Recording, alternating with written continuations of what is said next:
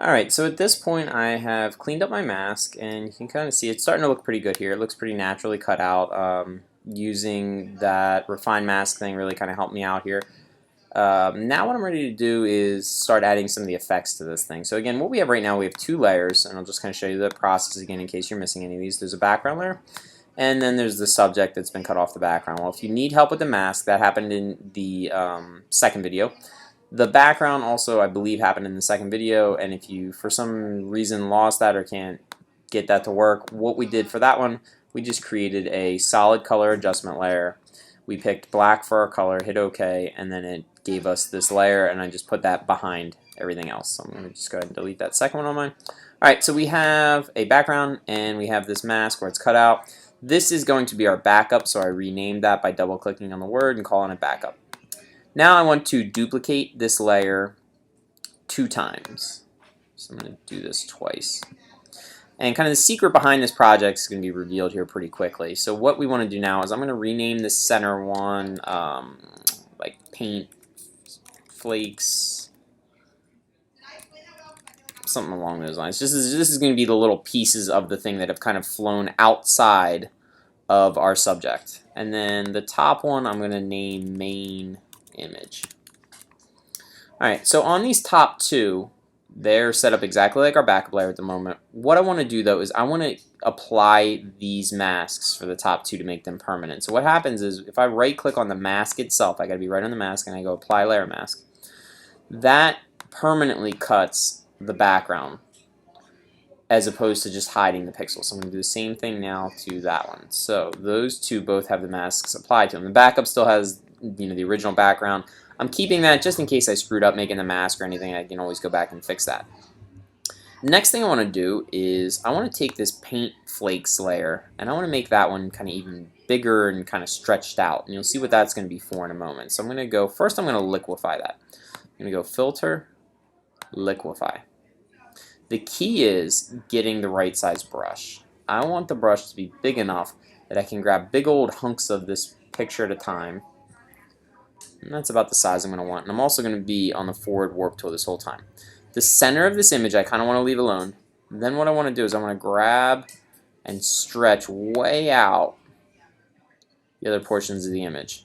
The further I stretch this, the further away I can kind of have these flakes of paint, these pieces of paint that kind of flown outside the body, kind of flying off of our subject. So the key here is to allow the computer to kind of do its thinking. I'm not moving too quickly here, otherwise I'm going to freeze Photoshop. And to kind of stretch it out. Now arms are tough because you kind of want to close out these like spaces in between here. And I know this looks goofy, but we're going to end up using very, very little of this layer. We won't want to even see this picture. I'm just doing this to get basically pieces of color. When we put these little flecks in, they're going to be such little pieces that you're not even going to see the picture. You're just going to basically see the colors that are found in this image. So again, now if I run into a situation like I did in the guitar there, my best bet is probably I should make this brush a little smaller so that I have a little more control over where I'm grabbing, so that I can kind of close down some of these holes in the photo. And again, for the most part though, you want to use a big brush, otherwise this thing will really get kind of goofy looking. Using the bigger brush, I can tug on bigger chunks at a time. It kind of keeps it a little bit more even. So I'm just really stretching this thing out kind of in every direction, because you don't really know yet which way. And you can kind of see the problem with the small brush here. See how this gets wavy? You got to be aware of that. That's why it's nice to use like a bigger brush where you can. Alright, so I'm pretty happy with that. You really won't know till you start messing with it. And again, don't worry exactly what it looks like. You want to kind of keep it looking like the original picture. But things are going to get stretched out. And again, towards the middle here, I haven't messed with this nearly as much. I want to kind of try to leave that alone if I can. So now that I'm done liquefying this, I'm going to hit OK. It's going to take for a minute for it to load that. So there we go. So now that's how far I can kind of have the paint flying off of Bruce Springsteen. I'm also going to transform this just a little bit bigger. So I'm going to hit Command T, and I'm just going to stretch this picture a little bit. Again, this just provides me with more distance that I can make those flakes of paint fly off of him. Alright, so now it looks awfully goofy. I'm going to apply a mask to these upper two images. Now they had a mask on them before. We applied the mask to get rid of the background. Now I'm going to apply a new mask, and this is going to be the kind of magic behind this project. When I apply this mask, I'm going to take a little shortcut. I'm going to hold Option, and I'm going to add a mask. When I do that, instead of it giving me a white mask, so this time I won't hold Option.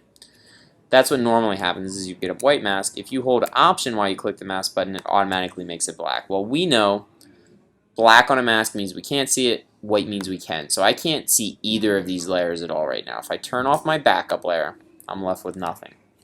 So it's time to start bringing this thing together now. So what I want to do, I want to paint white onto these masks to bring portions of them back. We're going to bring back most of this main image that just looks like the original picture.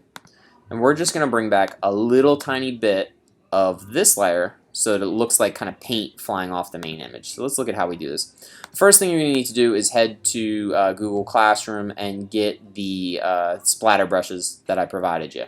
What you do is you're going to download them, and then once you download them in your browser, you can just click on them and it'll install them into Photoshop. So that then when you go and you look at your list of brushes, they're going to be in there down towards the bottom. So I'm going to take one of these splatter brushes that I got. I'm going to go ahead and re-enable this mask, and let's start working on this. So first, I'm going to bring back a lot of this main image. So I'm going to grab one of these here. I like this one. I'm going to make it a little bit smaller. I do want it to be fairly large. I want it bigger than that. Even a little bigger than that. And what I'm going to do with this is I'm going to start to bring back some of the pictures. So I need to set my color to white. I'm on the mask portion of this main image, and I'm going to click and let go. And I brought back that much of the picture. Now if I were to just move this somewhere else and click and let go again, it works, but I'm starting to repeat those same splatters. That doesn't happen in nature. So what I want to do is I want to rotate this brush. To do that, I need the brush menu. I could go Window, Brush.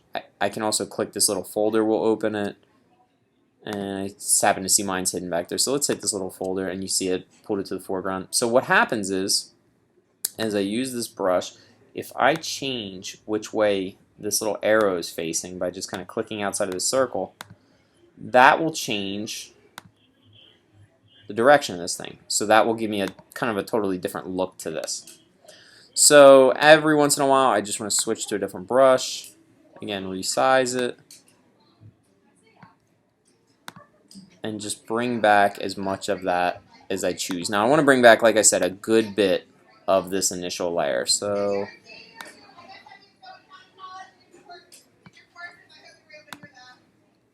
and again, I'm just going to keep rotating this, and I keep bringing back most of this initial image.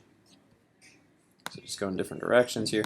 The key is to keep it random looking. If I do too much of the same, it's not going to look random.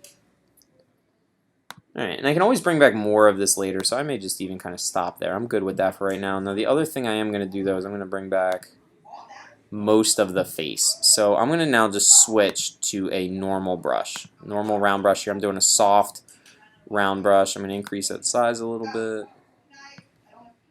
And I'm going to paint white to bring back like the eyes. I'm going to leave kind of some of this, but I'm just kind of cheating here a little bit and kind of bringing back a little bit there of the main image. Alright, cool. So if I look at that against the background, it already is starting to look kind of cool. Now what I want to do is bring back a little bit of this paint flex layer so that it looks like pieces are kind of flying off. So this is a lot of trial and error here. You're just going to kind of stumble into something that looks good. So again, I'm on one of the paint splatter brushes. I'm going to play with my size here. Now I might try to do this pretty much in like one shot. I'm going to go ahead onto this layer, and I'm going to paint white now on the paint flakes layer on the mask to reveal some of that. And I kind of just want it to look like pieces of this thing have flown off and are kind of moving in every direction. So I don't really like how that one looks. So I'm going to rotate that. I might even try a different brush here as well. Let's do that. So let's see. I want one where it's kind of like stringy looking, like little, like how that one has little pieces that stick out. So I'm going to go with that. I'm going to make that smaller. And I'm going to kind of try that one out and see what I think of that. So now it kind of looks like some pieces of this thing are flying off, and you don't want to overdo this. You want it to look, like I said, fairly kind of natural. And again, the further out that I made this layer, so let's look at this without the mask for a second. Those splatters can only go as far as the pixels here go. So like I said, you're not bringing a ton of this in. I just want to pull in a little bit of this. I don't really like that one. And maybe one more here, and then that's it for me. Alright, I'm fairly happy with that. So that would be my layers. The paint flakes layer, just bringing in a little tiny bit of that with a mask. Main image bringing in most of that. And again, the paint's going to look like it's flying off because the little bit that's in the paint flex layer, you're just missing a little bit of the main image layer, so it looks like something has flown off.